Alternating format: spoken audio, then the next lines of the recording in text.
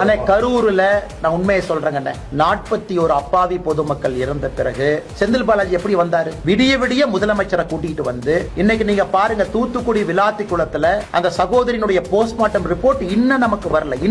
ஆனா ஒரே நாள்ல நள்ளிரவுல ஒருத்தருடைய சடலம் இருக்கக்கூடாது என்பதற்காக விடிய விடிய உடல் கூராய்வு செய்து நேற்று ஒரு நல்ல விஷயம் என்ன நடந்திருக்குன்னா, கரூர் மாவட்டத்தில் திரு செந்தில் பாலாஜியினுடைய அட்டூழியமும் அராஜகமும் நேற்றிலிருந்து குறைய வேண்டும் என்று நாங்கள் எதிர்பார்க்கின்றோம்.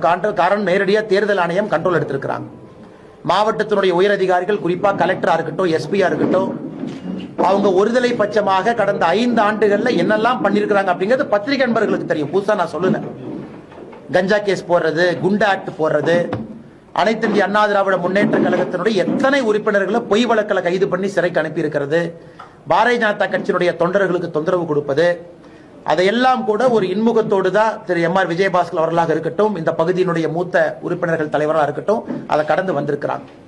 அதனால் மக்கள் எல்லோருமே கொதித்தெளிந்து வெயிட் பண்ணிட்டு இருக்கிறாங்க, பார்த்துக்கிட்டு இருக்கிறாங்க. ஏன் நாளைக்கு கூட கரூர் தொடர்ந்து கெட்ட பேர்லயே இருக்கு அப்படின்னா பல இடத்துல அதற்கு காரணம் மக்கள் எல்லோரும் நல்லவர்கள், ஒரே ஒரு மனுஷன் அந்த கெட்ட பேரை ஏற்படுத்திக்கிட்டே இருக்கார். நாளைக்கு கூட செந்தில் பாலாஜி சிபிஐ அலுவலகத்திற்கு டெல்லிக்கு என்கொயரிக்கு போறாங்க.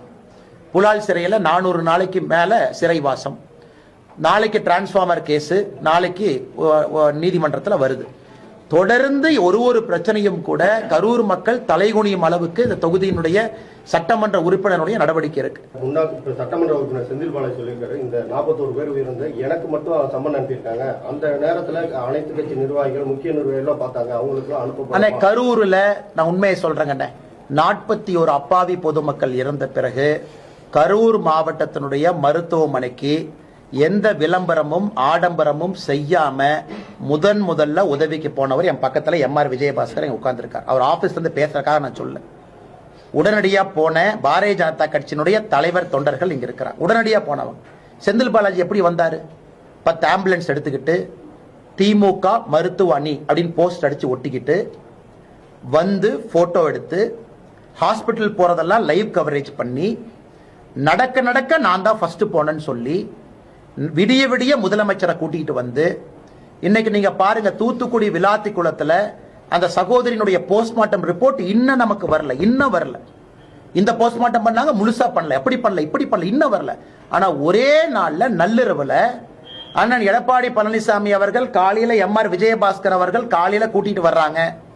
கொஞ்ச நேரத்துல செந்தில்நாதன் அண்ணன் என்னையை கூட்டிட்டு வர்றாங்க. அதுக்கு முன்னாடி ஒருத்தருடைய சடலம் இருக்கக்கூடாது என்பதற்காக விடிய விடிய உடல் கூராய்வு செய்து 3:30 மணி 4 மணிக்கு எல்லாத்தையும் கூட்டிட்டு போயிட்டு துபாயிலிருந்து பிரைவேட் ஜெட்ல உதயநிதி வந்தார். உதயநிதி எங்கிருந்து வந்தாருன்னா துபாயிலிருந்து பிரைவேட் ஜெட்ல வந்தார். திரும்ப அதே பிரைவேட் ஜெட்ல துபாய்க்கு போனார்.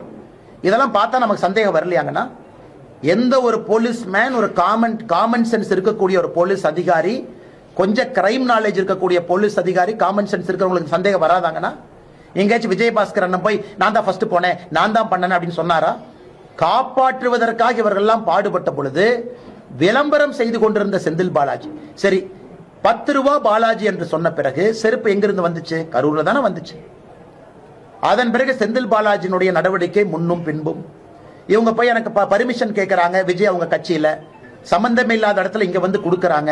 அதுல திமுகவினுடைய முன்னாள் அமைச்சருக்கு சம்பந்தம் இல்லைன்னு நினைக்கிறீங்களா? அதனால செந்தில் பாலாஜி அவர்களை கண்டிப்பா சிபிஐ விசாரணை பண்ணணும். நாளைக்கு போறாரு. ஆனா ஒரு வாரமா பதறிட்டு இருக்காரு, எனக்கு தெரியல. ஒரு வாரமா ரொம்ப பதறாரு. பத்திரிகையாளர் நீங்க கேள்வி கேட்டா சலன் உங்க மேல பாயறாரு. நீங்க ஏதாச்சும் இந்த மாதிரி கேள்வி கேட்டா மூஞ்சி ஒரு மாதிரி வச்சுக்கிறாரு. அதனால சிபிஐ விசாரணைக்கு போயிட்டு வரட்டும், உண்மை வெளியே வரும்.